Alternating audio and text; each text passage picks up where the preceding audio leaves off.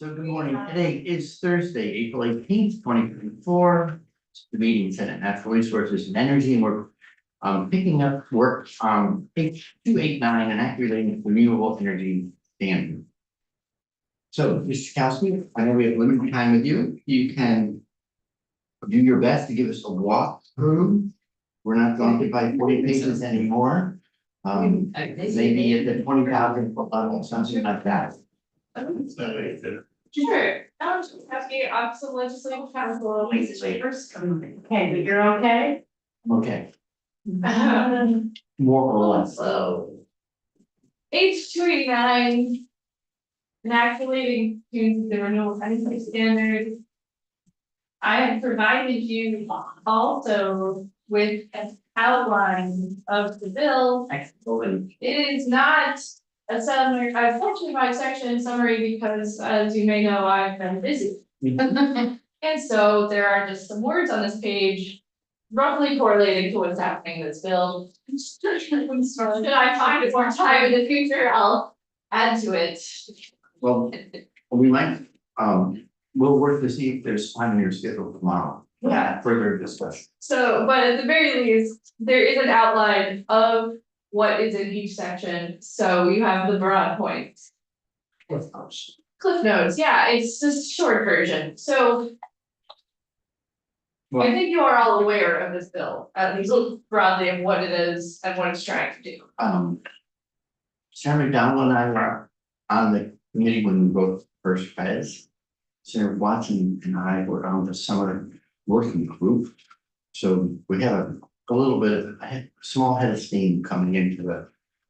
Yeah, I worked for a solar company for Yeah. 5 years and then efficiency for not for 3. Thank you. And Senator McCormick has been. Senator McCormick voted for the earlier version. So we're, And last session, you took this up. yeah, it's kind of a perennial topic.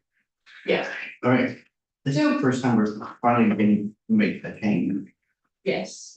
So currently in statute, the renewable energy standard requires Vermont's utilities to meet certain categories of renewable energy requirements. There are 3 tiers under the renewable energy standard.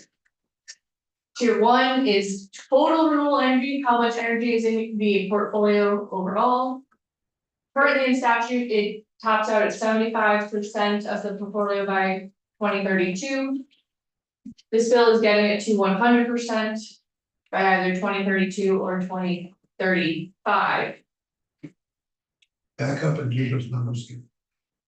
100%, yeah, 100% by either 2030 or 2035. We'll get to that.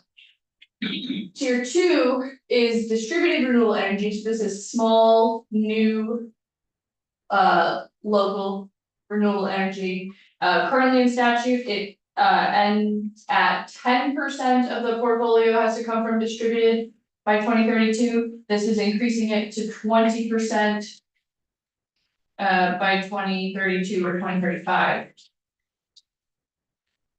Tier 3 is a slightly different category, and that is energy transformation. It gives the utilities the option to either do additional tier 2 requirements or do greenhouse gas emissions reduction projects. That is currently also set to end peak at 10% by 2032, and that is not changing under this bill. There are lots of other changes in this bill associated with those changes to the tiers. So to start the walkthrough on page 1 of the bill, this is an entirely different subject, not unrelated, but the first section is amending the alternative rate making process for municipalities. So this is a pretty recent statute that was added in 2020 and 2021. And so currently a municipal electric utility or an electric co-op have the ability to go through this alternative rate making process that allows them to do small rate increases without going before the PUC for a full rate making case. Currently in statute, it allows them to increase by not more than 2% the rates in any 12-month period. This is increasing it to 3%.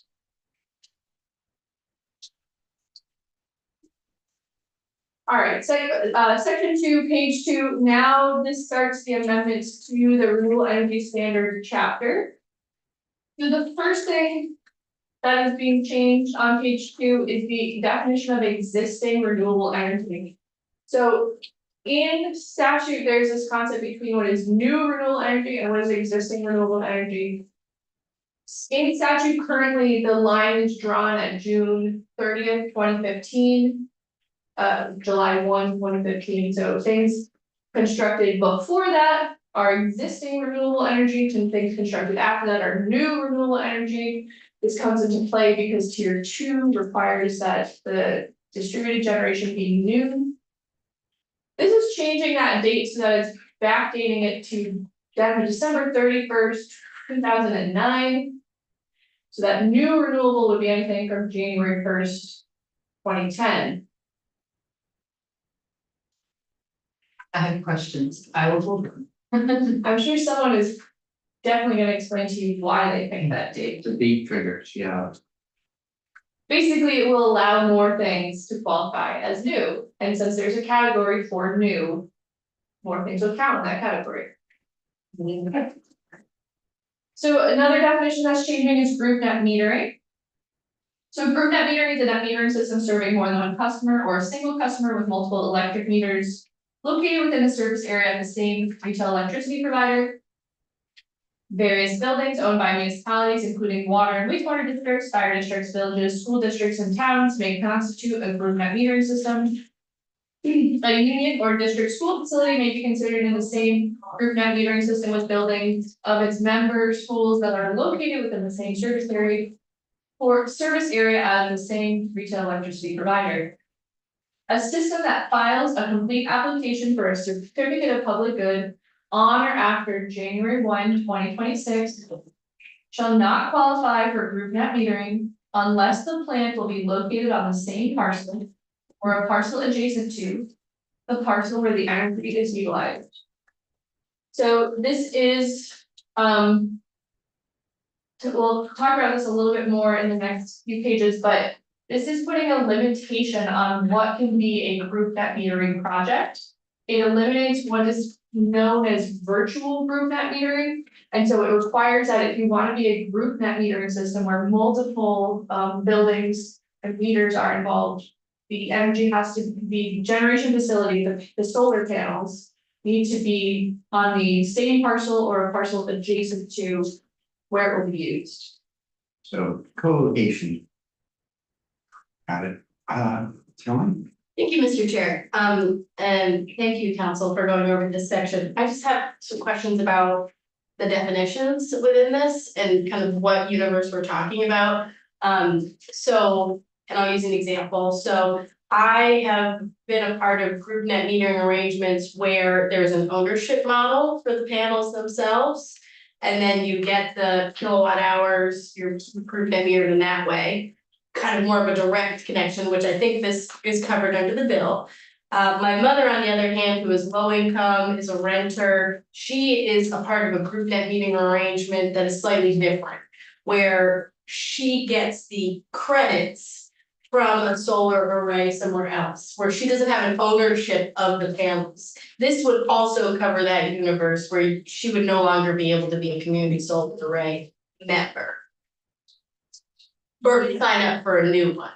Yeah, it isn't really making a distinction on ownership, it is about location. Okay, so even what would happen to folks like my mother who are currently community solar array members? Would her agreement with the provider end as soon as we pass this bill? No. Okay, well, maybe we'll get into that later, but Nothing will happen. they will stay in the same agreement until the end of the, Yes. okay, This is for new, Prospect. okay. yes, it's for, it is stopping, it's the new systems aren't allowed. And what if, for example, which I'm gonna run out of my depth very soon, on this topic, so oh yeah, so. I'm just, okay, I won't ask any more questions. Well, we're just, I realize we're probably not going to address any of these concerns, I'm just trying to understand. we'll address these concerns. I'm just saying, with council now, the way one could get for half an hour this morning, was just trying to do And there's high more level information. walkthroughs, and then will come down, the balloon will come to a lower altitude, we'll ask every question everyone has. Yeah, I'll hold my peace to do that, but I have a lot of questions. So there's more information on the next page, so there's some additional language related to what you're getting at on page 4. So under the definition of net metering system.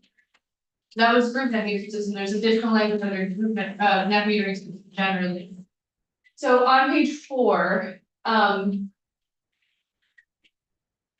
for a system that files a complete application of certificate of public good after December 31st, 2024, so that's starting in 2025. For new systems that file for CPG, sort of group net metering systems. Okay, so even in the instance if you were to transfer the membership after that year, it's about the system itself, not the membership. I don't know the answer to that question. This is for new CPGs, so. Except for systems as provided in the next subdivision that generates energy that will be used with the same parcel. Or a parcel adjacent to the parcel where the plant is located. So again, it needs to be on the adjacent parcel. For systems that file a complete application for a certificate of public good after December 31st, 2025, so a year later. If the system serves a multifamily building containing qualified rental units serving low-income tenants as defined. Generates energy that will be used on the same parcel or an adjacent parcel to the parcel where the plant is located. So it's giving an extra year for low-income rental units to use virtual group net metering. And for the purposes of the subdivision, 2 parcels shall be adjacent if they share a property boundary or are adjacent and separated only by a river, stream, railroad line, private road, public highway, or similar intervening layout form. So. Next, the definition of new renewable energy is changing. So it means renewable energy capable of delivering New England and produced by a specific and identifiable plant. The RES already required that it be capable of delivering New England, so it feels redundant, but there it is. Coming into service on or after January 1, 2010. But excluding energy generation by a hydroelectric generation plant with a capacity of 200 megawatts per year. So new, as I already mentioned, new renewable energy is defined as came into service after January 1, 2010. But it does not include large hydro with a capacity of 200 megawatts or greater. The 2010 fly too big. And those, doesn't matter when that facility came online. It's excluded. Yes, does not matter when it came online. What do those stats refer to? Is that hydrostatic? Yeah, It does not include hydrostatic. yes. Well, and any large hydro. They're not the only providers with more than 200 megawatts. They're the ones that come to mind. Sure. I just want to carefully not call them out because the bill doesn't Okay. scale from any source, not just them, because there are other places that can come. And they do own resources that are smaller hydro. Yeah. So then down at the bottom of page 5, there's a new definition for load. So another thing that is happening in this bill is the calculation for the percentage used in the tiers. Currently it's based on annual retail sales. And now it's being changed to load. So load means the total amount of electricity utilized by a retail electricity provider over a 12-month calendar year period, including its retail electric sales. Any use by the provider itself not included in the retail sales. And on page 6, transmission and distribution line losses associated with and allocated to the retail electricity provider. Sort of a retail to wholesale. Load is broader than just retail sales, it includes other things, so it is a larger amount. And then load growth means the increase above the baseline year in a retail electricity provider's load. And just to remind you, in this chapter, retail electricity provider is code for distribution utility. That is what we were talking about. What is it, sorry? Retail electricity provider. Okay. So that is a defined term already that's used all throughout this chapter. Its definition here isn't changing, but the word utility doesn't appear in this chapter, so just so you all remember, the RS applies to retail electricity providers, that is code for utilities, distribution facilities. Thank you. Does Global Foundries qualify? Why, yes. You remembered all of that, and there we will talk about, they have a specific definition in here. When we refer to them and their requirement like this. So section 3 on page 6. Alternative compliance payment. So. There's some changes made to the alternative compliance payment. This already exists in lieu of purchasing renewable energy or tradable renewable energy credits or supporting energy transformation projects. A retail electricity provider may pay to the Vermont Clean Energy Development Fund an alternative compliance payment set at the applicable rate in 8005. The administrator of the Vermont Clean Energy Development Fund shall use the payment from a Vermont retail electricity provider electing to make an alternative compliance payment to satisfy the obligations under Tier 1, Tier 2, Tier 4, and Tier 5 for the development of renewable energy plants that are intended to serve and benefit customers with low income of the retail electricity provider that has made the payment. Such plants shall be located within the provider's service territory, on to page 7, if feasible. In the event that such a payment is insufficient to enable development of a renewable energy plant, the administrator may use the payment for other initiatives allowed under 8015 that will benefit customers with low income of the retail electricity provider that is making payment. As used in this subsection, customer with low income means a person purchasing energy from a retail electricity provider and with an income that is less than or equal to 80% of area median income adjusted for family size published by HUD. So currently, if a utility misses their required amounts for the renewable energy standard every year, or knows that they're gonna miss it, they can opt to pay the alternative compliance payment. And that payment currently goes into the Clean Energy Development Fund. This is saying now that those funds, and that fund currently exists to fund the development of renewable energy projects. This is saying if someone is to make one of these compliance payments, the fund shall attempt to spend those funds on a renewable energy project for customers with low income in that utilities service territory. Attempt. Yes, if feasible. So there's language on page 6 into 7 about this, because many of these payments will, there's only historically been one payment on the alternative compliance payment, and it was like $10. So these are potentially small amounts of money that wouldn't actually be able to fund a renewable energy project. So that last part that I was reading is about what to do with this situation. If it's insufficient, they may use it for other projects. In general, the ACP hasn't been used by utilities. They just went out and bought. Acquired Which is a good. the asset they needed. In general, it hasn't been used by. Only been used once. Two, we're talking about retail sales, that's something else. Yeah, yes. To which now you're comparing. Retail sales section rather than is a category. But when you start to get into the different people who qualify for that, you've gone from something that is measuring apples and apples to something that is measuring what we don't fully comprehend, but we know there's a lot of lobbying going on to be a member of that or to carve out your own.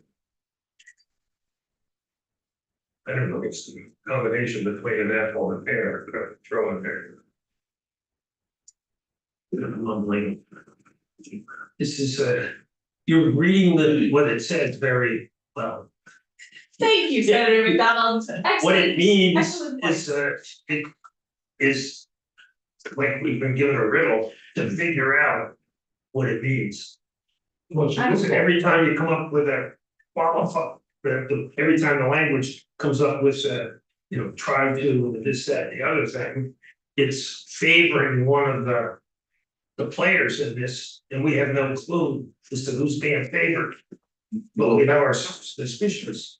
I think we'll have better than just a clue by the time we've done.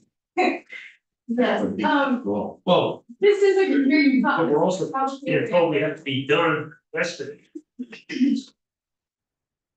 Yes, this is complicated. I'm reading it to you, the first part, and honestly, this bill is set up sequentially, but it's, you're gonna get more information about this in a few sections, so.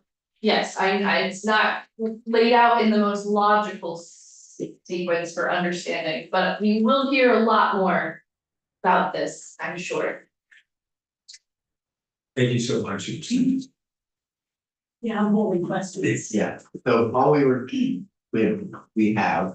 a little time, Patience. Schedule. Or. Depending on it. scheduled to have, when we, for some challenges, we're trying to have our council back in tomorrow, so that we have the time for more conversation. We were just trying to do a a touch and go over the airfield.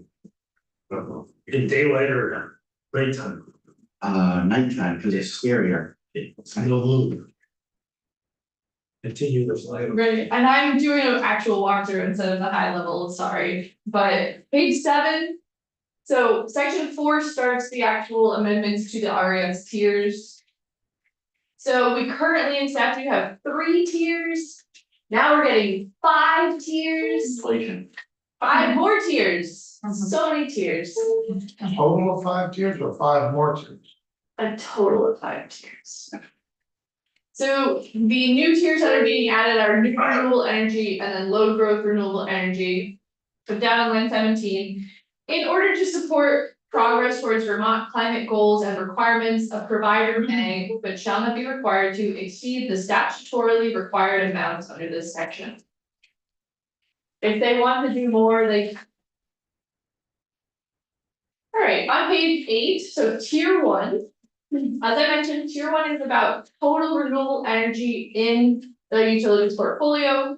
So the amounts of total renewable energy required by this subsection shall be 63% for each retail electricity provider's annual load during the year beginning January 1, 2025.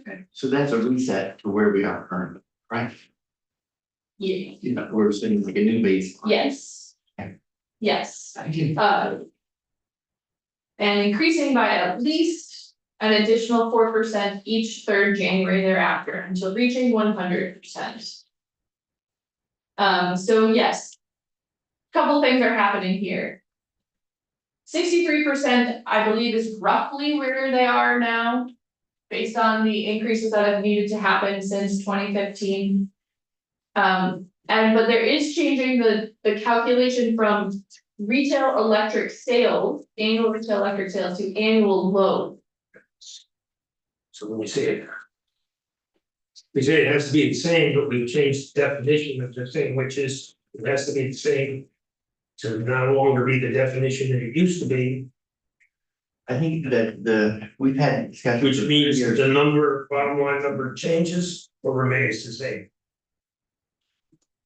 It increases. More renewable energy is required under this bill.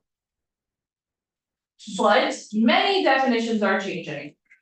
So the old concern was, ongoing concern was, the utility buys in power, there's line. So if we Not the don't, global foundries. okay, well, we could, I don't wanna go down that exception lane. Well, every time we come up with something that we agree to be true. Where the measurement gets multiplied by something elsewhere in the bill, that's where the change takes place, and we're looking at the wrong gopher who's sticking its head out of the hole. Well, we'll come back to it in great detail, but the basic conversation we've had in here years in a row is that, for instance, a simple problem with the current map has been that there's line losses, so when a utility brings in power and when he measures what it's sold, you're not capturing the full amount of power they had to buy. So when you subtract out the line loss, the math is inaccurate. So it said, okay, let's measure what they actually And purchased. grossly more inaccurate in rural areas than in compact areas. Good question.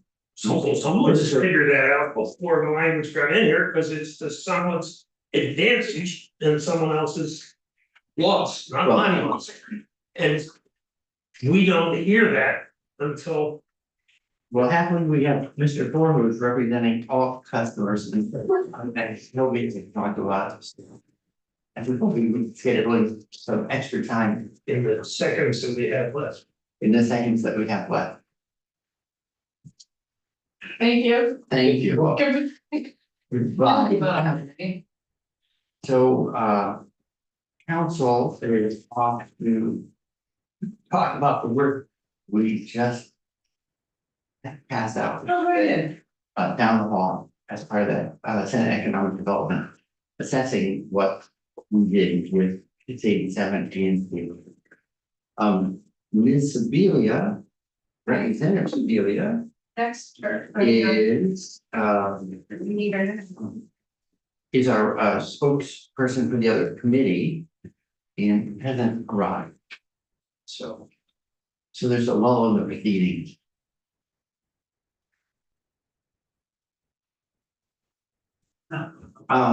So while we're waiting for to get here, Mr. Ford from the sidewalk, can you just chip in with a little I know. reminder for the committee about the retail Yeah. holds, I was like refundable sale, Whatever. load versus retail. Yes. Sure, so we're gonna talk about the question that just came up. You want to just join us at the table till she arrives? Sorry, I just, if we had a couple minutes, you could just educate us a little bit on that question. I can do that. I'll save my other remarks for after. Thank you. For your jumping in when we have a moment. Sure. So for the record, TJ Core, from Department of Public Service. So the question at hand is retail sales versus total load. And so retail sales is, you can think of as at the customer, and the total load is the total energy that utilities are required to procure in order to serve that load. And we think about that on a statewide basis usually, although it is, as Senator McDonald points out, that those line losses can be different for each utility and on each circuit. And so historically, the renewable energy standard has been calculated on retail sales. So even if so it was tier one, 75% of retail sales by 2032 is the requirement. But that is not the total amount of energy that a utility needs to procure in order to serve their load. And so I think the switch in this bill, which is a good switch, we identified this a year or two ago in the reporting that we've been doing, changed our reporting to better reflect those line losses. Is that the requirements should be based on that total load, and it, is a utility by utility specific calculation. Losses from losses from one utility are going to be different than another. GMP will likely have more line losses than BED because BED is a high Less line. customers. Yes, exactly. But it is really important to account for that total energy that needs to be served. So Hopefully that answered the question. Member Down? Which, when green mountain power that has, you know. Compared to BED, green mountain power. Business model was to quit. Putting up electricity and starting the public when line losses and other such costs. Wanted to make a profit. And that's the system that we have. They do have a requirement to serve in their utility service territory, so they need to serve customers in their service territory. And they can't just say, we're no longer gonna serve those customers, unless I misunderstood your question. But now that they serve them, how balls and strikes are called is important. Yes. If you could control the strikes of who could change the outcome of production. Well, the total energy is just that. I think that the way this is measured is by the total amount, that ISO New England actually serves. It's metered at the substation where the utility territory starts. And so that's where the accounting happens. So there's not it's hard to kind of change those numbers within. It doesn't matter because it all adds up to the same. Well, it matters to the customers who have, through their own actions, chosen to live in a place where the change in the formula. Any change in the formula would either increase their, making it more advantageous or less advantageous. Because they've actually moved there and now they're stuck with the changes we make. That single change will have slightly different impacts for each utility. That utilities that have more line losses will have a slightly more required renewable energy requirements. And so if you're in those territories, that is true. So the ones that are slightly disadvantaged for having lived in those territories will see that disadvantage be increased. You will answer, well, that depends whether you think renewable energy is good or bad. Yeah, thank you.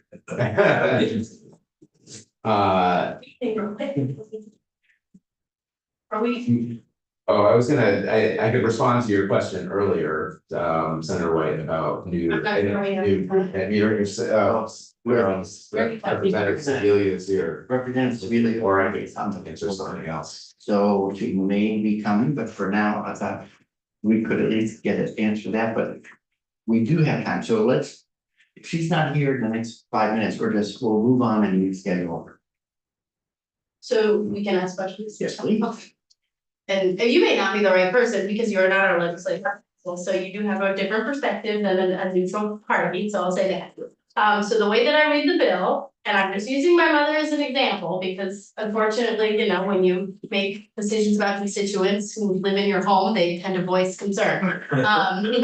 So my mother is a community solar array member. She does not own the panels. We are group net metered through our utility account. The way I read this bill is that she would still be able to be a community solar array member for the lifetime of the contract that she's agreed with the company who she has set it up for. I'm pretty sure it's a 10-year agreement. I think she's got like 6 years left on it. So they can write out the contract, which gives her a discount on her electricity rate, which she greatly appreciates. But after the next 6 years, she would not be able to, let's say they extend the contract because she's a part of Harmony Hill Farm in Heartland. If they extend the contract, she would not still be able to continue her membership because that's a CPG change. Because they only got the CPG so do you get what I'm saying? Right. Yeah. So I have a question about that specifically, in those situations where if there's a CPG change for a community solar array and there's current members, would they be kicked out? Or in the instance that we recently had where my brother actually was considering taking over the membership, he would not be able to do that under this current bill because he's a new customer, or is it only based on? There's a lot of folks who are in a situation like this making decisions about their electricity rates, so. So, as I understand it, and if this should be confirmed, those are two different situations. Yes. And then there's a third situation of just a new person that's not involved in one. They clearly would not be able to enter a movement metering arrangement unless most of the power was on site. So if I wanted to join, I couldn't after this bill is passed. You wouldn't, it's less, a new project would not be able to be cited with the rates. Okay. So your brother, if you wanted to transfer a current group net metering Yes. obligation, my understanding is that would be still allowed because it's the project that gets the rate. And then the group is kind of underneath that. I am actually not sure about the extension question, Yes. like whether they have a CPG for the project Yes. and net metering rules allow for the rate for 20 years it's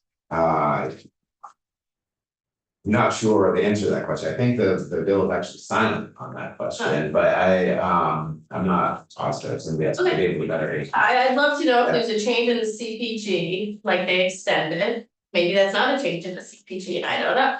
Maybe that's just an extension, it's not whatever we defined it as, but that would be helpful information to me. I think I've made it known that I have concerns about the community solar array section of this bill. And I don't think that we're likely to. I'll just stop there.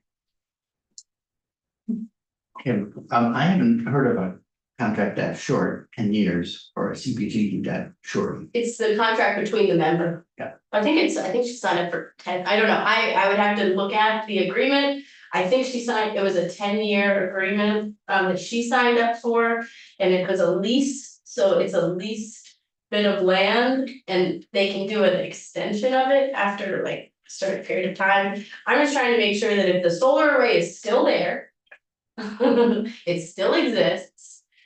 That if even there's a contract change, that the people who are members of it could continue to be members of.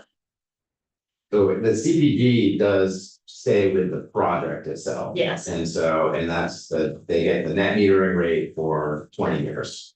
And so that, that rate changes within the rule for that 20 years, but it's the project and the agreement with is away or below. But I don't know if somebody else Ben, I don't know if you know the answer to that. For the record, Ben and Julie Walsh with Deferred. The bill is very clear that this is about when the CPG is filed for. So if it already has a CPG, obviously it's cleared that hurdle. Okay. So my read of it would be that nothing in this bill would change that system's ability to continue operating, that system's ability to continue being a virtual net metering system. And then it goes to a question of existing authority and rule in terms of how you would transfer, which the off-takers or then a contract like that, but none that is not touched by this bill. Okay. Would the project need a CPG amendment? Yeah. So, and that may trigger. Or to change the off-takers? Well, because it would no longer be net metering unless it is, Yeah, so they So- lease the land, the way it works with Harmony Hill is they lease the land from the owner. And they have, I believe, a change in when they can basically pay the owner more to extend the lease. I don't know Yeah, if so it's the changed. language in the bill is a system that files a complete application for a certificate of public good on or after January 1, 2026. And then if it gets into, and there's other parts in the definition section that you heard from the council about, but that is the change here is it is all based on when the complete application for a CPG has been filed. Okay. And in terms of the sort of internal operations of like financial operations of a system. Yeah. If they have to get a new lease and they successfully get that, that shouldn't affect the CPG at all. Oh. I mean, they added panels to it, that would be a totally different thing, and there are, you know, but that's not what you're talking about, you're talking Yeah. about the same project continuing to operate, the lease being extended, and potentially the customers changing, but who the off takers are doesn't affect this, sorry, who the customers getting the power are, doesn't affect the CPG. It, you know, I mean, Yeah. let me put it another way. No, that makes These, sense. these sorts of arrays have customers move out of state or out of Yes. utility territory, and they have that sort of churn as a normal thing. They don't have to go to the PUC every time that happens. Yes, and if I'm understanding correctly, what I'm hearing is that even if they were to need to change something in the agreement they have with the landowner, if they've got a group net metering arrangement, even if they change something with the landowner, that would not affect the individuals who are customers of a group net metering project. That is. Because it would not be a change to the CPG, it That would is my be just a understanding. separate agreement. But what you did say is if they added panels, that would be different. Yes, If they changed anything to do with the functioning of the system and that would impact the CPG, then they would lose that ability. yes, and the PUC has Yeah, had also. proceedings on that recently, but that would. Again, this wouldn't. Well, I'll just stop there and say that is a different scenario, and not frankly all that common, right? Like, because you have to go through more proceedings out of the PUC, it is fairly rare for arrays to try to do that. I would just add, I think, you know, the situation where then. The CPG was given as a net metering CPG, and once the 20 years is up. I agree with most of what you're saying, but once that 20 years is up, it's unclear to me, and we haven't had that situation yet. We're not 20 years in. It's unclear to me if this legislation, I mean, I think that. What happens with some projects is that they could then contract with the utility, like theoretically, the developer has made their money back, right? And so now it's just kind of gravy after that, so. It may be ambiguous of what happens after that 20 years. I don't know if we've had any yet that has expired, and then they go get a sign of power purchasing, you know, like that. It's not anything. Okay, so one quick thing from Mr. Sterling, then one quick thing, okay, Joaquin's hand is gone and back, and then we'll resume our regularly scheduled programming. Mr. Sterling. Hi, Peter Sterling, Renewable Energy Vermont. This legislation came out of the work of the Legislative Res Reform Working Group.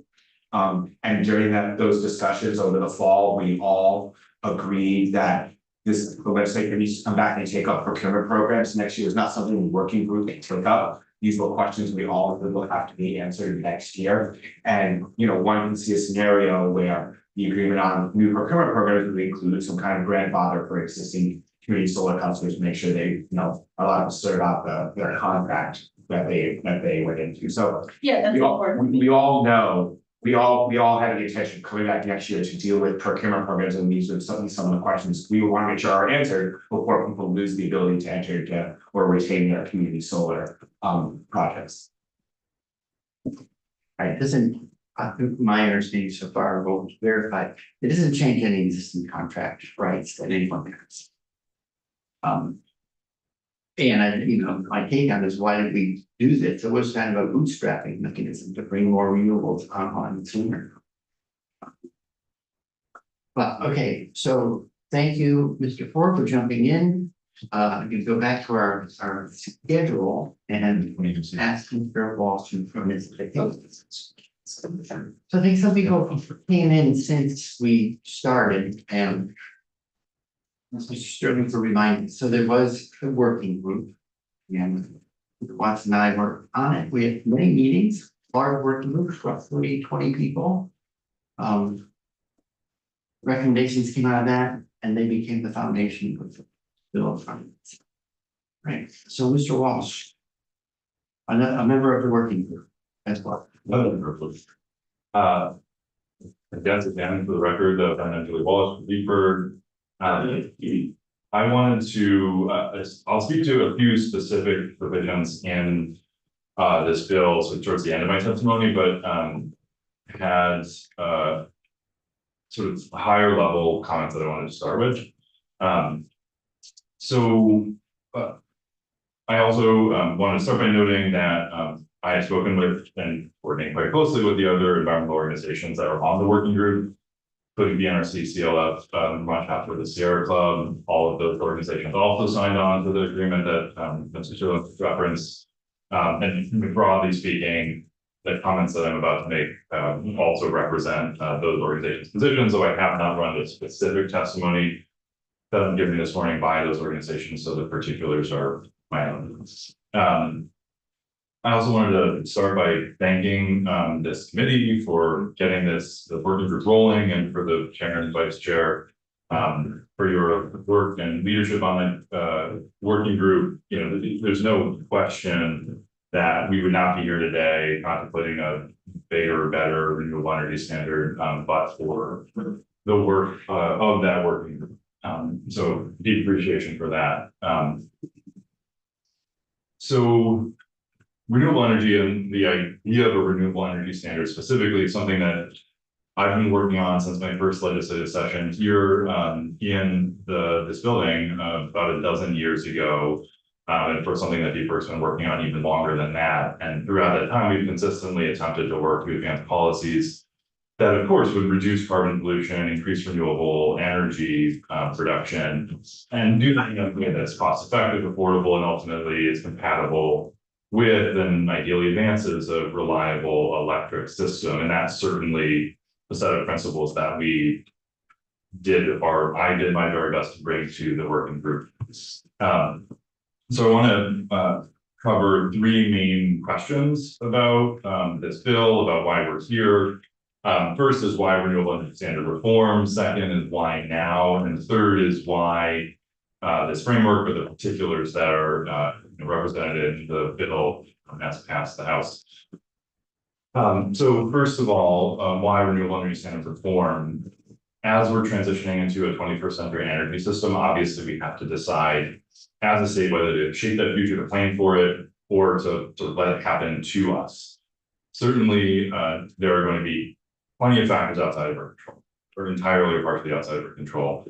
But from DPER's perspective, it makes far more sense for Vermont to set in motion a plan that really drives this transition and how it unfolds in Vermont, rather than to sort of sit back and take a more laissez-faire approach and see what happens.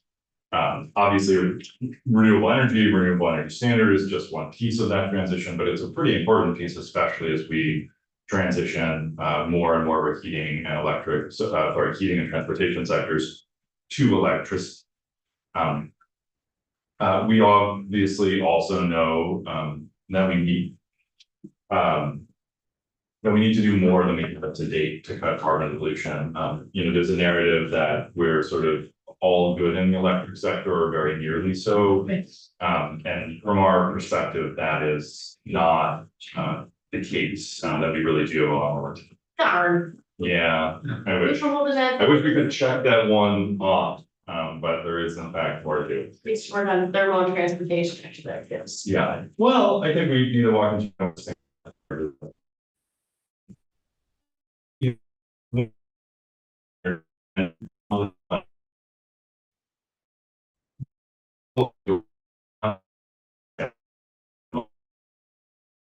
I would argue far more important is actually what our policy is doing to affect total global emissions. Obviously, it's affecting it in a small way, but the actual carbon pollution going into the atmosphere really needs to be the litmus test, not what a spreadsheet says that informs the inventory here in Vermont. They're both important, they both matter, there's a legal obligation on the inventory, but we can't lose sight of the larger picture.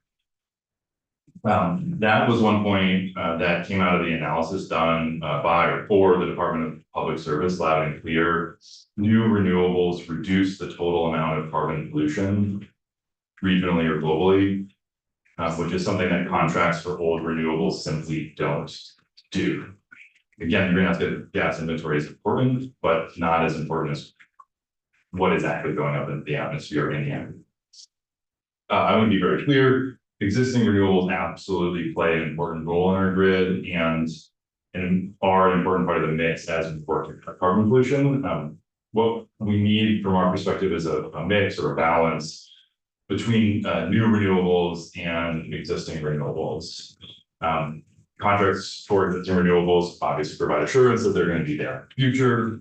Largely, we don't think it makes sense to be taking them offline. And they often do so at a lower cost than building new renewables because the sort of fixed costs of constructing them are already occurred. Existing renewables have a real value. We're not looking to change that they are part of the mix. That said, currently in Vermont law, obviously we have a 10% requirement for new renewables by 2032. From our perspective, a balance that is 10% new renewables that are cutting carbon pollution and 90% other things, other renewables that are not cutting carbon pollution in the aggregate is not an appropriate balance. And so that's why we're so supportive of this bill, which would, in broad strokes, more or less quadruple the amount of new renewable energy that's going to be coming online due to Vermont policy over the next decade. So the second question I want to speak to is why now? And there are two big reasons that doing this as soon as possible seems so critical to us. One is where we're at in the energy transition and electrification, and two is the Inflation Reduction Act and the opportunity that it presents. As an example, in terms of electrification, a few years ago, Vermont was seeing 1,000 or fewer new EVs on our road ever purchased and registered every year. Last year, about 3,000 new EVs were purchased in Vermont. By the mid-2030s, we're looking at 30 to 40,000 new EVs just in Vermont every year, which is fantastic. It also indicates to us that getting ahead of that and really ramping up the construction of new renewables sooner rather than later is a wise move, rather than waiting for those much higher adoption rates we should get rolling down. Second,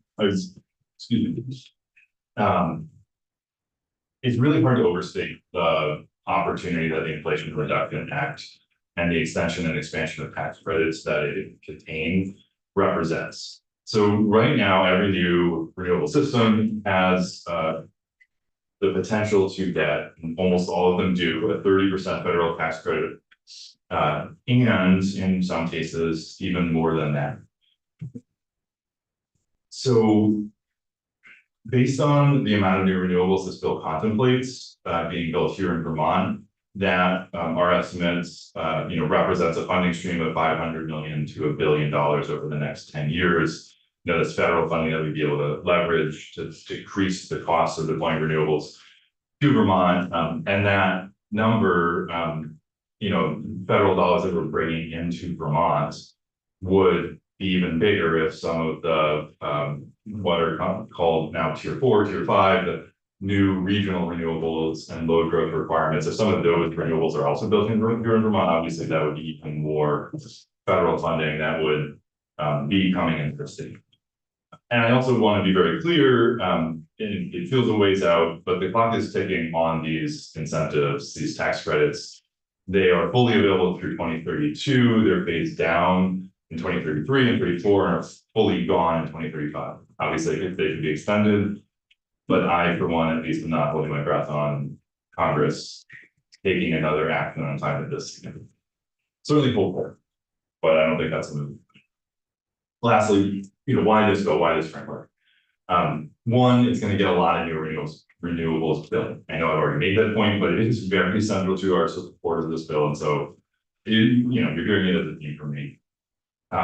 Recognizing the specifics are different for different utilities, which I also see as a real feature of this bill. One of the reasons that I think, we've really seen a coalescing around this and very, very broad support, near universal support in the environmental community and amongst utilities, is that it is very conscious of the individual context of each utility, and that there are provisions that speak to the context and needs of each utility rather than trying to have a sort of one size fits all approach. Two, it provides flexibility in how and where those renewables are brought online. We obviously see this tier 2 renewables, the small and medium size stuff built here in Vermont as an important piece of the mix, but are very supportive of tier 4 and tier 5, which allow that sort of new regional renewables as well, renewables that could be larger, that are less likely to be solar. Some of them could be built here in Vermont, but certainly many of them will be built around the region. Kind of all things being equal, a more diverse, more flexible grid and set of policy requirements makes sense and is going to increase the affordability of a program like this. And lastly, and far from least, we can get this done now, right? Like there may be a more perfect policy that we could get done a few years from now, but the climate crisis is not waiting, and the Inflation Reduction Act, every year we wait is one more year of federal dollars that we're not leveraging. So I want to just very briefly speak to a few specific provisions of the bill before wrapping and then answer any questions if we still have time for that. One, on this question of virtual net metering and phasing it out over the next 2 years, that is something that we are supportive of in the framework and the context of this bill as a whole. We have been very supportive of net metering, of group net metering, of virtual group net metering since its inception. We've pushed very hard to expand over the years. And it has gotten some really good projects in the ground. It has also not been as successful as we had hoped a decade ago when it was really built out. That's for a whole host of reasons, but the bottom line is net metering as it exists today, virtual net metering as it exists today is not really scaled. You're not able to see, dozens of megawatts built out year in, year out through that program and really increasing the accessibility of solar to low and moderate Vermonters, renters, like we did hope. We made many runs at that in this building across the street of the PUC, and ultimately we're never really able to crack that open in the way that we wanted to. And that is ultimately why we're so committed to continuing to work on the idea of community renewables next year, that we are supportive of the report back to the legislature that is embedded in this bill on that concept of a successor program for virtual net metering. And ultimately why, we felt like it was a reasonable concession in a bill like this that is going to get hundreds or thousands of megawatts of new renewables built to give up a program that is annually getting only some sort of small, low single-digit number of megawatts of renewables built. That is a trade-off that we were willing to make ultimately in the context of pushing for new procurement programs next year that could actually live up to the potential of that virtual net metering once had. Two, just briefly on 2010 and why move the date back. That's essentially because that was the first year that you really started to see renewables come online in Vermont due to Vermont policy at any kind of scale. That's the first year that standard offer projects started getting contracts and getting built. That's we cover all of the wind projects in Vermont that were built because of the SPEED program that was authorized in the 2000s. And ultimately, from an additionality standpoint, moving that date back doesn't actually reduce the amount of carbon pollution that this bill will be eliminating. Because that we're in a regional REC market, and if some utility in Vermont decides to retire REC from a standard offer project or a wind project that currently they're selling into Massachusetts or Connecticut, that utility in Massachusetts or Connecticut that no longer has those RECs is going to need to go and find another REC, get something built. So from a climate standpoint, it is not actually, there's no downside to it. And from a Vermont policy standpoint, a little bit more flexibility from utility made sense to us. Lastly, I just wanted to speak briefly to the conversation you were having about retail sales versus total purchases.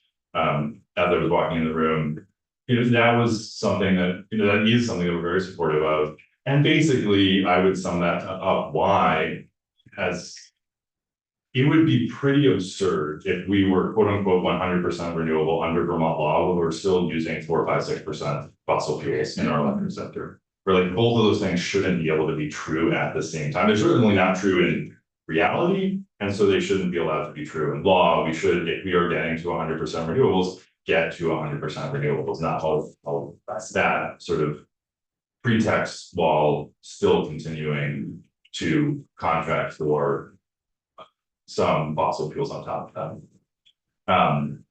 That is my testimony. Obviously very supportive of this bill. There are other things I would love to cover if we had more time, but I'm conscious of the fact that I am probably pretty close to time. But happy to answer any questions, obviously. Well, we did, Representative Sebelius is gonna come back tomorrow. So we gave ourselves a little time back. I just wanted to check in on one of the things I don't think I heard you address, that I interest of mine for years over going to 100% is the equity question. I don't know if you have any, that feels to me like something that would be of particular interest to be heard. I'm wondering if you could speak to that, Evan. Yes, so I said that virtual net metering was being phased out over the next couple of years. Obviously, there's a provision in the bill that phases that out for most customers at the end of this year, CPG application date being be in by the end of December. It allows for an additional 12 months for affordable housing development to take advantage of that program. That was, so they were very supportive of in the House. I think that makes sense.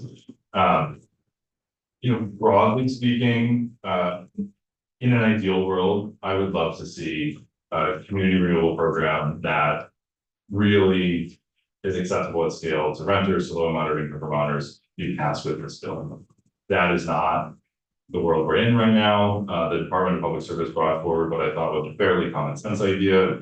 That is something that we looked at and legislators looked at in the House, and ultimately we and well, obviously it's not in the bill, so I think legislators also came to this conclusion that they did not have time this year to get that done. I'll also say that that is hardly the only thing in energy policy that I would love to see dealt with in this bill.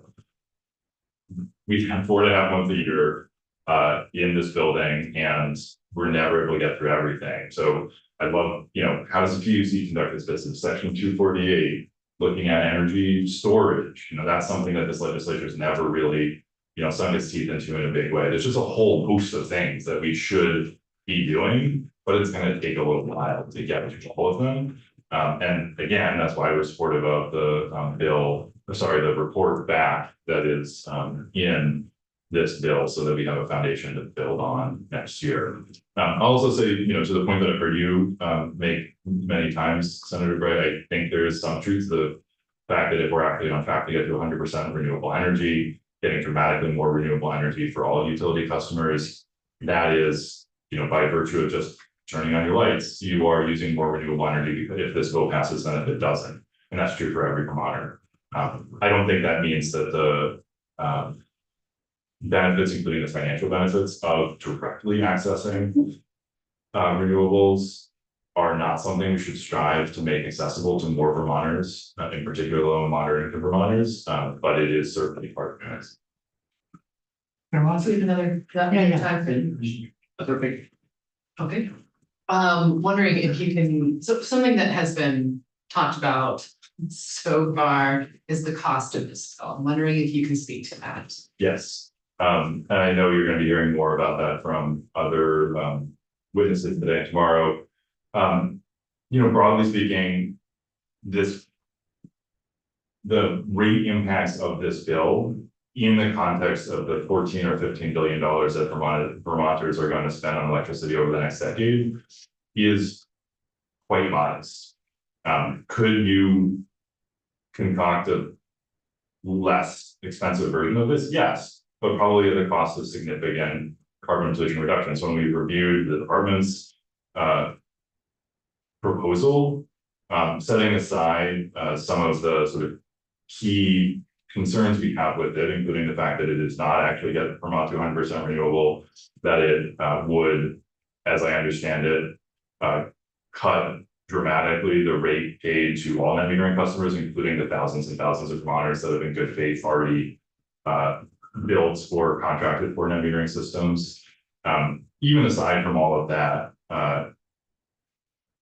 the reduced carbon pollution in that proposal is a significant, reduce the smaller carbon pollution reductions that proposal would amount to is a significant concern to us. I'd also say that when you're looking at the cost estimates, even the ones that the Joint Fiscal Office brought forward in the fiscal note, I think it's important to understand, and I am not the witness who can get into that at the most detail.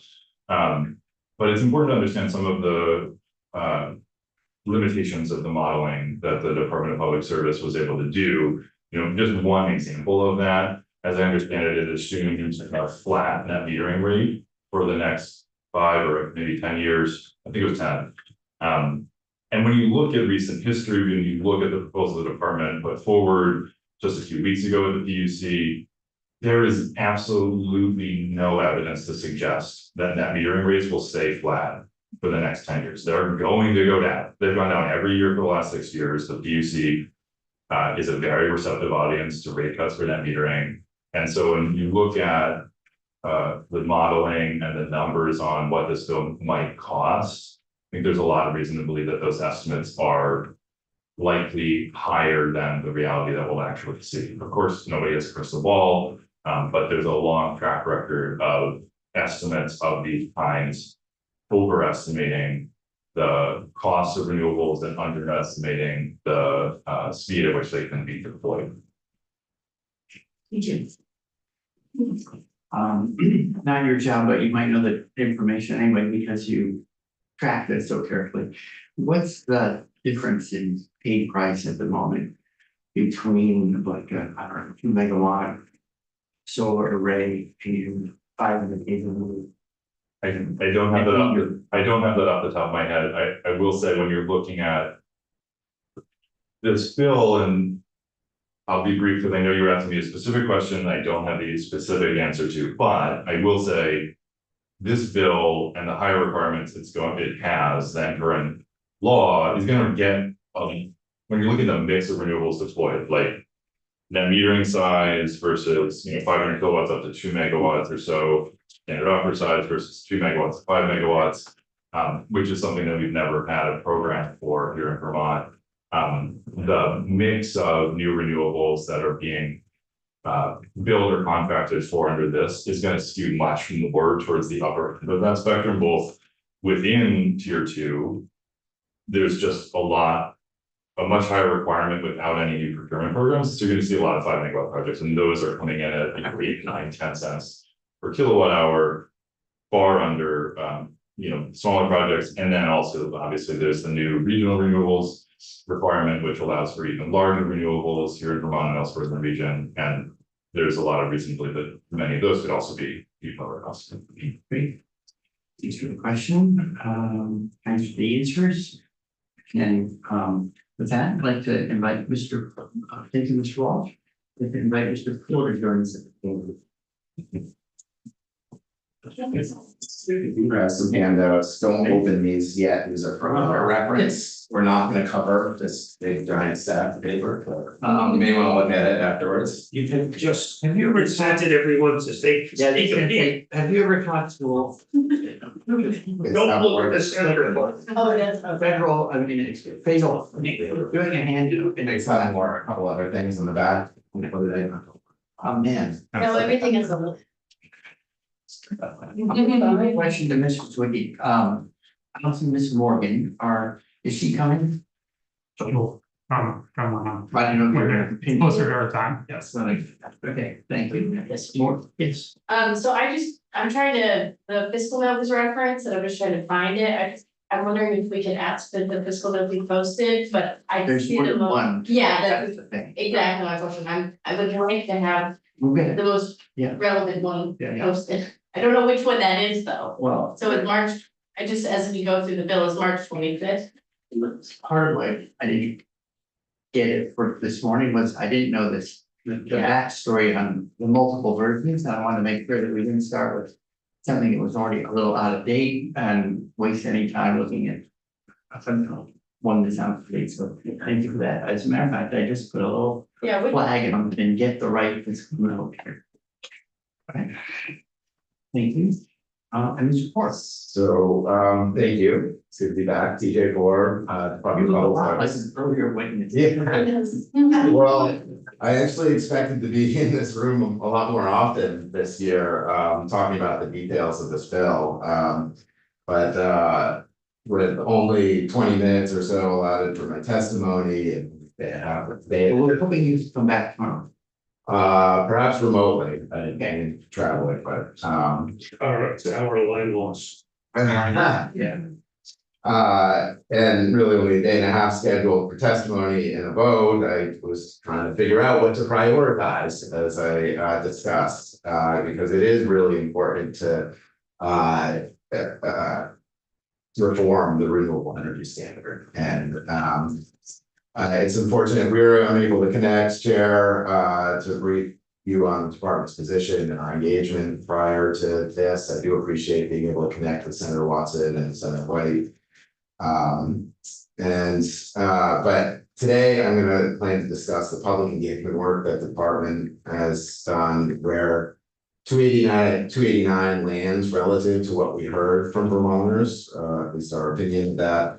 And I'll also touch on how that public engagement process shaped the department's own reform proposal. I think it's important just to recognize out front that the Department of Public Service did come forward with a renewable energy standard reform proposal this year.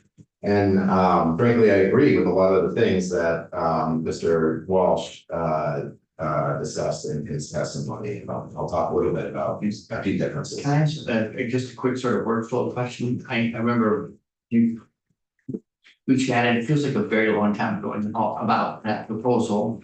Did that get, I don't know if it was sort of taken up by the House or elements of it were discussed while they were discussing 289, or if that in any way you see your proposal sort of having flowed into a form 289.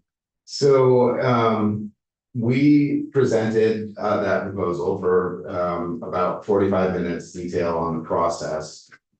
In our opinion, we did not see the dots connected between the results of that, however one might want to interpret them, and what is a result of H289. I'll talk about that a little bit today. And I think if you go back and watch the tape, since all of us have lots of time to go do that, that would back that up, that at least publicly those dots were not connected in terms of what the results of the outreach said and how legislators were interpreting those and connecting it to H289. Well, it's a good reminder that those meetings are recorded, so there's finally actually a day that's not fully scheduled for us. It's called Saturday or one day, whatever. Well, there's still time to schedule Monday. So just the handouts that I put out are a printout of our engagement report for you, which includes our proposal and how it's tied to the finding from the engagement. A printout to the changes to Title 30 that would effectuate the Department of Public Services proposal. And then a markup of an earlier version of H289 that puts those changes in Title 30 into effect.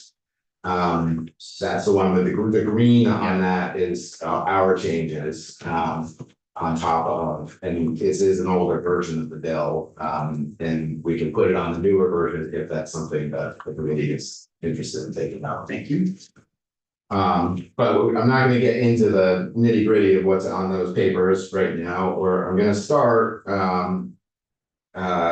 And we would be happy to come back and talk in more detail about those things. But I'm going to start today with something you all passed in 2022, which is Act 154 in the Vermont's environmental justice legislation, and that's what our public engagement was responsive to, and we took 18 months to go through a process to hear from Vermonters with polling, focus groups, facilitated sessions by our regional planning commissions, dozens of those, informational webinars, and more engagement than I think we've ever done, at least in a different way. Yeah.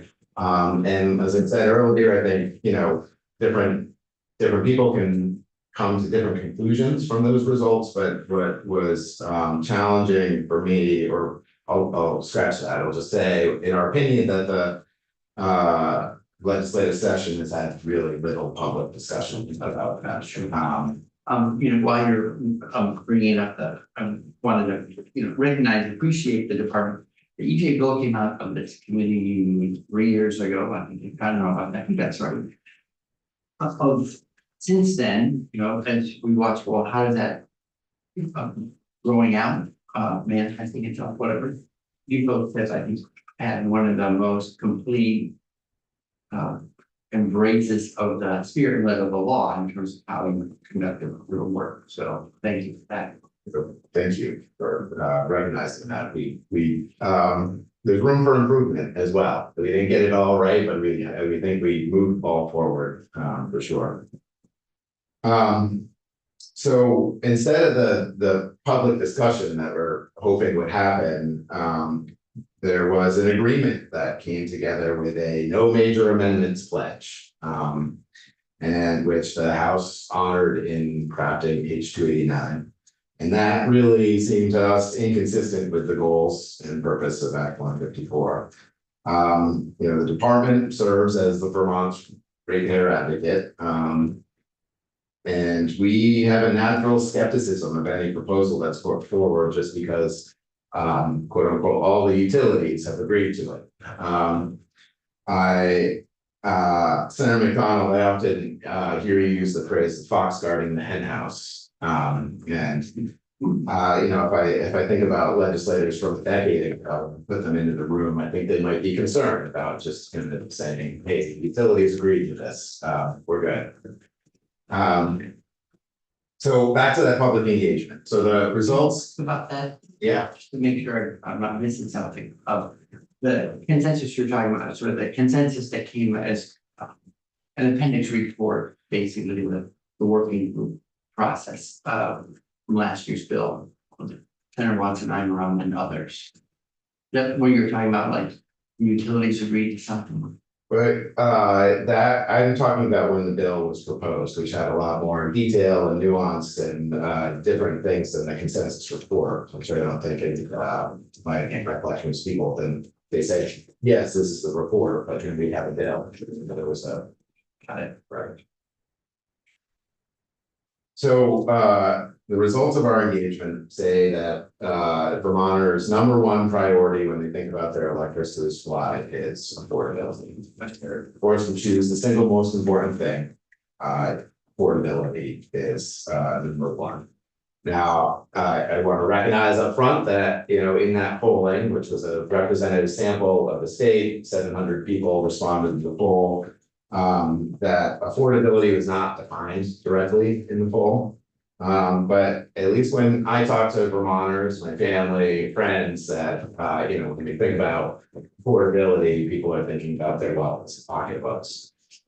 People can have different opinions on that, and it's fine. I'm going to circle back to affordability in a minute, because it really matters in the context of exactly what we're getting for our renewable energy reform and at what cost. So the other main things we heard are emissions reductions, reliability, and community access are really important according to the NEPA process. We also found that there's an information gap regarding the understanding of electricity procurement for the state. Since reliability isn't really affected by the department's proposal or H289, I'm not going to talk about that today, but I'm going to talk about the other things. So I'll start with emissions. What do we get with H289 with regards to emissions? I think we can all agree that the Global Warming Solutions Act sets our mandated emissions reductions requirements. And GWSA also sets the mechanism for accounting for those emissions, and that's ANR's greenhouse gas target. As measured by the Global Warming Solutions Act, The department's proposal actually reaches zero carbon emissions from the electric sector by 2030. We have, our proposal is for 100% clean by 2030. H289 doesn't reach zero carbon emissions from the electric sector until 2035, with 100% renewable by 2035. All state is reached. So why are we waiting? To be clear, clean in our definition includes nuclear. And that is a recognition that there are nuclear plants in New England that the region relies on for reliability. That our utilities have contracts with one of those nuclear plants that go through at least 2034. And that the region makes investments in reliability that Vermont ratepayers pay for. So aside from the Global Warming Solutions Act accounting, I'm gonna put that aside for 1 second. And then say H289 provides slightly more new renewable energy than the department's proposal. So the department's proposal for new renewable energy triples the amount of renewable energy. Our proposal is for 30% new renewable energy by 2035. 15% locally and 15% regionally, up to 30%. There are a few exemptions in that, a little less so than H289. H289 is 40%, with certain utilities not required to get that far, and exemptions for more local hydro to count. And so the difference is less than 10%. So it's not like we're talking about current state of 10% renewable in the current law going to quadrupling that as H289 proposes. What we're really talking about is the difference between tripling and quadrupling, and it's actually a little smaller than that given the exemptions. I agree with what Mr. Walsh said, that new renewable energy is what creates actual societal emissions reductions. So, avoiding the generating resource that's on the margin, which is usually, but not always, natural gas. And that is the trade-off that we have been presenting, is that there's some slightly more societal emissions reductions and more Vermont ratepayer costs. And that is a trade-off where people can land on different ends of the spectrum where you land. We've landed on balancing that trade-off with meeting our GWSA goals sooner and providing more community access. So I'll turn to community access. It didn't come through in the statewide polling because we didn't really ask. So when we asked in-state, out-of-state, and statewide polling, their respondents didn't really care where it was from. But when we got to focus groups, and we got to the regional planning commissions, when we were in towns 3 dozen times, community access to renewables was really highly important. We heard that message loud and clear. Right now, group net metering is the primary mechanism for community access, for which affordable housing tenants, schools, municipalities, renters, low-income Vermonters can access our renewable energy transition. As we've already heard, H289 ends group net metering, does replace it with a report, which in my mind, a report doesn't really do anything for those communities or community access. Sometime in the future, maybe, a program which will have costs that are not accounted for in H289 will be proposed to replace it, and who knows if it'll be effectuated. Group net metering is costly, so reducing those costs is laudable. We're for cost reductions. However, not addressing the community access portion is really a serious flaw in our opinion of H289. I'll ask a little bit more about that. So I'm used to the department, being particularly protective of ratepayer impact. And my understanding from years of conversations with the utilities is that the highest cost power they purchase, and they're required to purchase in the law, is group net meter power. So knowing that those two things, I'm trying to reconcile where how you're sorting this out. So what are you thinking of as a path forward, and how you balance those two things? It's a great transition. So net metering, our proposal does two things. One, it proposes it allows the PUC or directs the PUC to change the compensation structure for new net metering. So it was mentioned earlier that it will change net metering for existing projects. It will not change the rules for existing projects. That's not true. It ultimately existing projects now get the rate they're entitled to for 10 years, and then after 10 years, they get the rate that is in effect at the time. And the idea behind that is the 10 years allows for the payback for the investment to be made. And so that's step one. That proposal also, at the current rates, we believe it would effectively end group net metering. It would keep the structure in place. If rates go back up, now we have this other tool in the toolbox to continue to provide access, but also replaces that and proposes a community access program. We call it the Renewable Energy for Communities program, which would be a utility. It would require the PUC to set up a structure that utilities then need to procure renewable energy for the explicit and direct purpose of serving communities. So that we expect that through those requests for proposals or solicitations that the utilities do, and they could be bigger projects, that would come in at a price lower than group net metering. It would be a higher price than utilities just procuring that power without having to direct it to communities.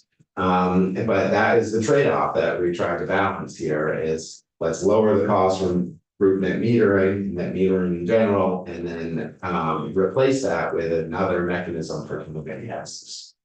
So it's tied to a community in a way that we don't currently ever tie generation to a particular community.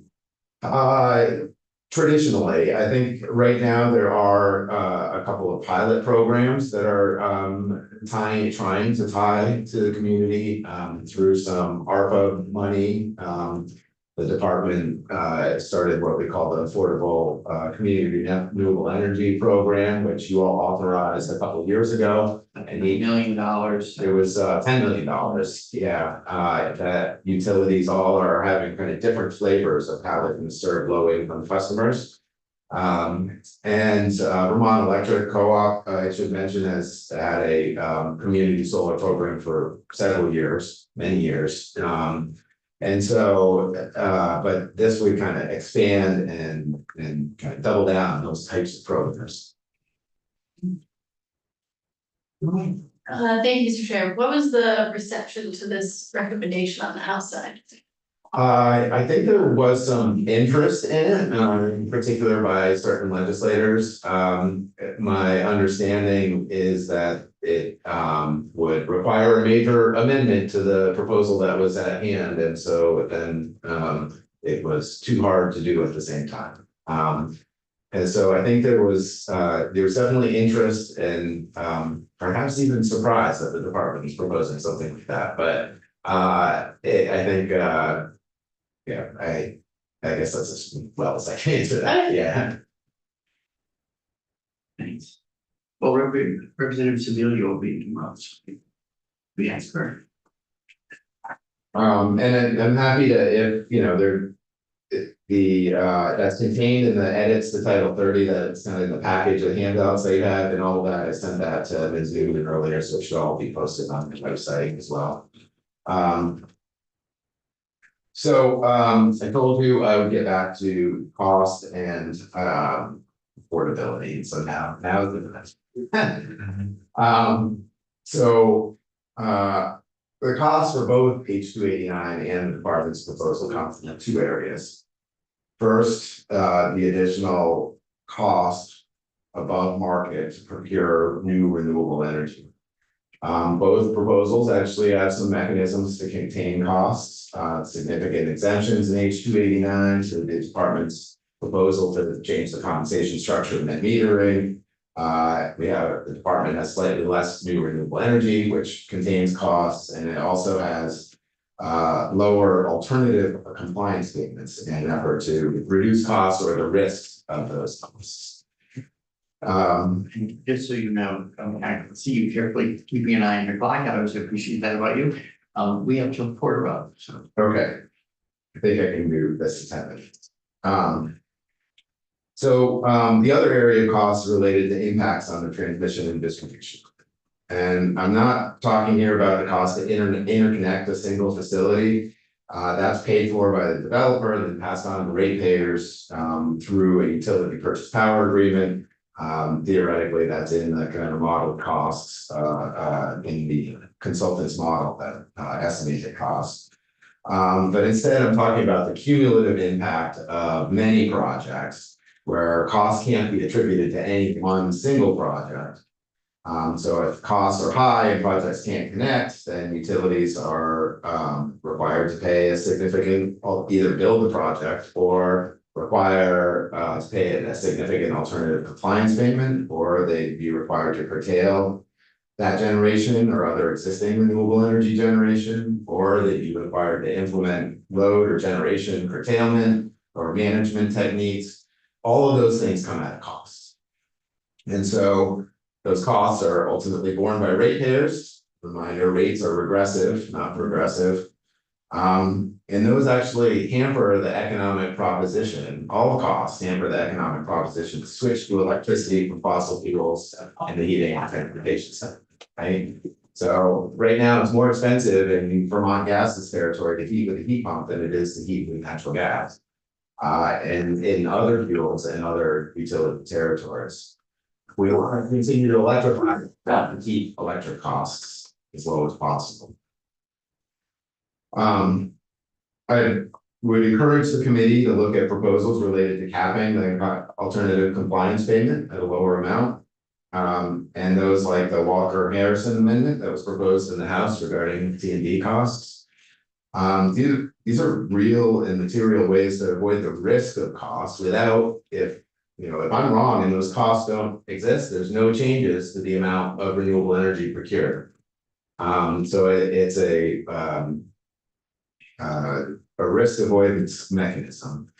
And if the committee is interested, I'd be happy to come back and share detail about those proposals. So you're saying there was a 4 amendment? Yes, correct. Just really quickly, I can speak a little bit to the model in terms of Mr. Walsh's comments on net metering costs being flat. If you get rid of group net metering, then you have net metering that's on-site net metering usually first offsets its own consumption, which happens at the retail rate. So those costs usually continue to go up, retail rates continue to go up. And so having the excess generation that's exported to the grid on a monthly basis is really what receives that blended rate that rate that is part of the PUC proceedings that goes down, and it has been going down, I should say.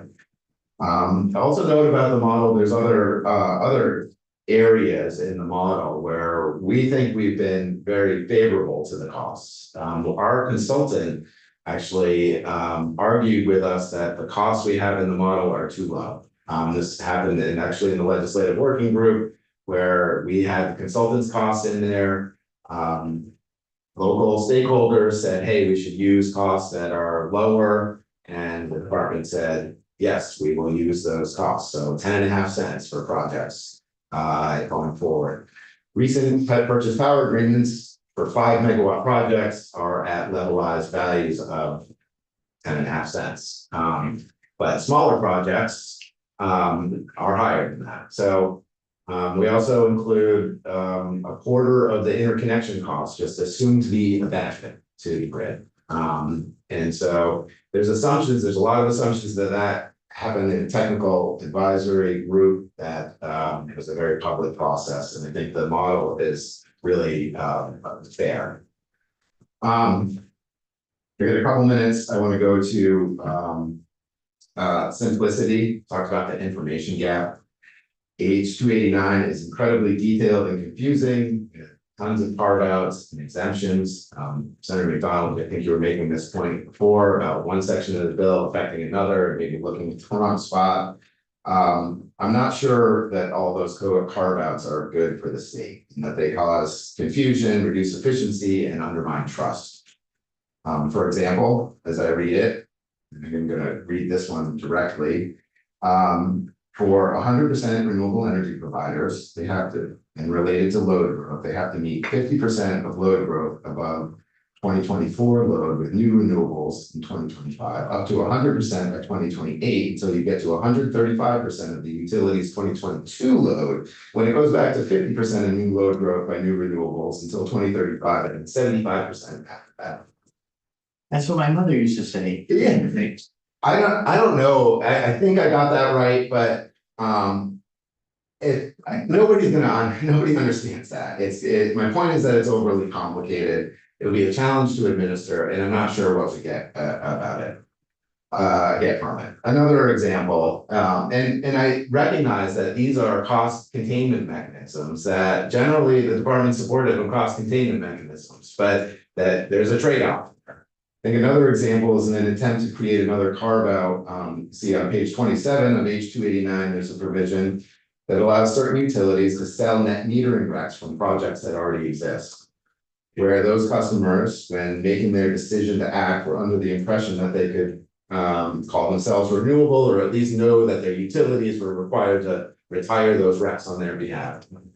The utility has to replace those recs, other recs, with other new renewable recs, but the provision itself is confusing and kind of undermines the understanding and credibility of our policy program. Without real material reductions in costs that I can discern. If, you know, the only thing I want to be, so I get that, and we also run into things like this on the SMEP, the ESA work, where people go like, this is complex, it's going to a carve out. This one is slightly different, I think, in those in terms of what a person can, you know, do physically on their home and call renewable, or has done in the past, actually, it's more important. And call renewable and then kind of change those rules. We have some concern about that. So I appreciate that you'll hear arguments that historically we don't make policy and program changes together. You know, we're actually doing that here with changes to group net metering, which is a program. But I think that we could do community access and the umbrella RES program at the same time. Maybe the general sentiment that we can't do it at once has been the problem, and how we, in terms of equity, environmental justice, how we think about it with our energy policy. I think we can be reading H 289 to say, get what we want now and deal with equity later. Say that all the time. Right, so we're trying to do it all together here. You might hear that the department's estimates of costs are too high, difference in cost between H 289 and the department's proposals is minimal. Any important costs are important to evaluate as we had dozens of school districts vote down their school budgets this year, including in Montpelier, where I and Senator Watson live, right? And that hardly ever happens in Montpelier. I think people are feeling the pinch, and so costs are important, and what we get for those costs is really important. And trying to tie that together, community access, North Star of Global Warming Solutions Act reductions, right? And how we measure, really important. It just, I get stuck on analogies and I don't think. We voted down the school budget in Montpelier. Did they vote down the floods in Montpelier this year? Floods? I'm not sure Yeah. how to answer that. Well, but we're treating. When you're using analogies, you have to be fair. And I apologize for doing it, but yeah, so I voted. Stick with the renewable energy goals and tell us how this Well, achieves them or doesn't. We discussed this, where the costs of the renewable energy are prohibitive, the costs of getting rid of nuclear waste, it's not prohibited, it's not taken into consideration. So I bring that up to set the context of why affordability and costs are important. We also think that emissions reductions are important, and that's why we're AAA, our I'm not proposal arguing triples about the. the context, because when it comes to calling some projects clean, we don't take that into account. We use it when it supports our argument, and we ignore it when it interferes with what we want to do. And we on both sides of the issue are guilty of that tendency. I And think equally guilty. I think that's a fair point. We treat heat pump adoption and then, you know, as, hey, our energy portfolio is 100% clean or 90% clean. But we're saying, you know, solar is avoiding natural gas on the margin. So a heat pump actually, we should treat those the But we same, don't right? measure And the so- damage that natural gas does. And then, but say it's a better choice, well, of course, it's a better choice when you eliminate. Thank you. Point taken. Yeah, we're. Thank you. One more minute, if I may. Yes, please. So the department's proposal achieves the Global Warming Solutions Act for emissions reductions more quickly, with less cost, while also providing for community access. And I'm happy to go in more detail on the cost estimates if the committee's interested in understanding that nuance. But you may hear that our costs are overblown or political or just not going to happen. Mentioned earlier, suggestions to reduce the risk of costs related to alternative compliance payments or provide an off-ramp to utilities. If significant costs related to transmission and distribution infrastructure materialize, then those would not reduce the percentage requirements contained elsewhere in the bill. And you may also hear we don't have time or the department's offering these suggestions too late. Our proposal has been on the table for months. The Walker Harrison amendment in the House wasn't perfect related to T&D costs, but it has been out for a month. I've tried to connect with folks for quite a while. And there's still several weeks here to improve. So I don't think there not being time is true. It seems like an easy out. And I encourage the committee to not join the no amendments club and consider those areas of improvement. Because I think that is how we get to a better spot for Vermonters and how we better reflect the priorities that Vermonters have articulated in the public engagement process. Well, thank you for that. I just do have a genuine question and it's interesting as I think about what you're saying. Sometimes we use energy policy to address income inequality. And that's again.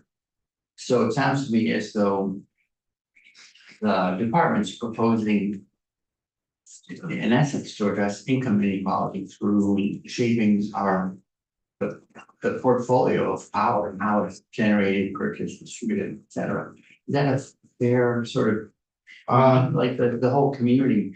Because there's another whole line of thought that I think the department's articulated at other times that looks at things like community solar as a cost shift. The school reduces its budget by going to net metering, but in essence, they've increased the cost to other folks who are on the same system. So it looks good for the school budget, but it doesn't necessarily help the community at large because all the ratepayers live in the same. Well, not all the ratepayers live in the same. Actually, there's surrounding towns in that same network that end up becoming net contributors to that school system.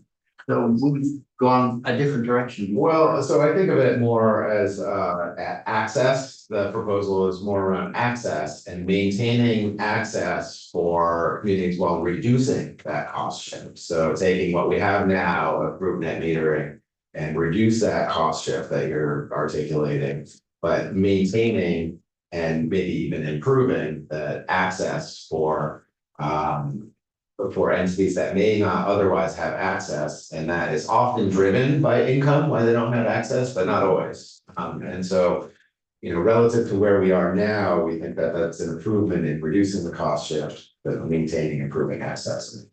And how do you sort of balance that out compared to the whole notion of just getting the grid to 100% renewable ASAP is the most equitable, most economic model for virtual equity?